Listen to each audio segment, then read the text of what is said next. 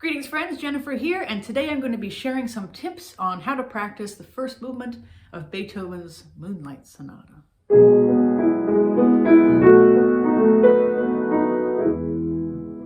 The first thing I'd recommend doing, and this could be even early on when you're just learning the piece, is to play the right hand as solid chords.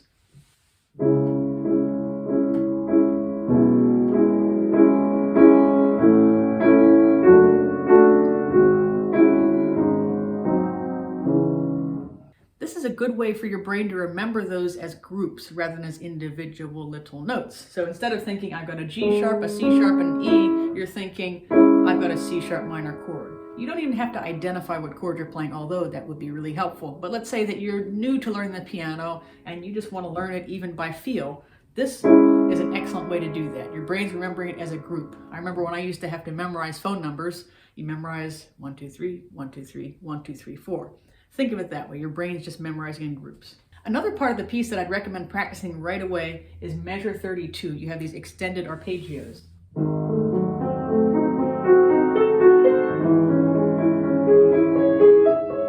Now, one thing I recommend is to go through and analyze exactly what chords you're playing, but you can find a lot of videos on YouTube about the chord analysis. I'm here to teach you how to practice it, but that can be really helpful. One thing you can do is to play them again as blocked chords.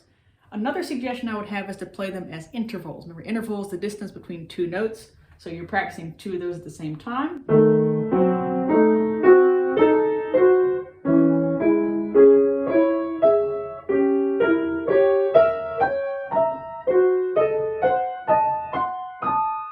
That can be very helpful. Another way to practice those arpeggios is to practice groups of 4. One group of 3 plus 1. You want to practice those musical bridges.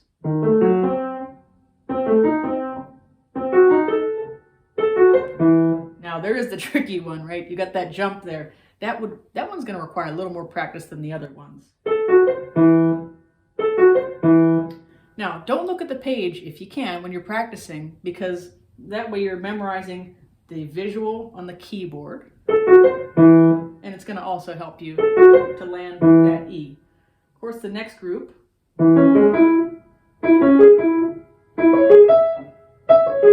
that one's a little easier because you can reach that.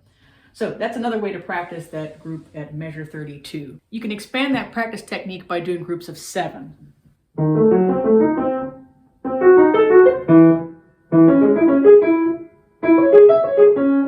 Doing those groupings is really going to help so you don't have a whole big chunk of music to learn all at once. Another way to practice this piece is practice it faster than you're supposed to. What did she just say? That's right, practicing it faster. There's a famous teacher and pianist, Arthur Schnabel, and he suggested to play fast music slow and slow music fast. Now, why would that be? Sometimes for slow music, it's easy for us to get caught in the rut of not really feeling the full long line, especially with a piece like this where is there a melody? Is there a melody in this?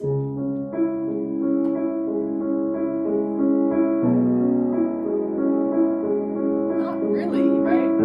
Sort of, maybe. I'll let you decide that. We can talk about that another time. But practicing it fast, you can feel the longer lines easier than if you're playing it slowly, because you might sort of get stuck in just this kind of trudging mode, whereas if you play it fast, you can feel the long line.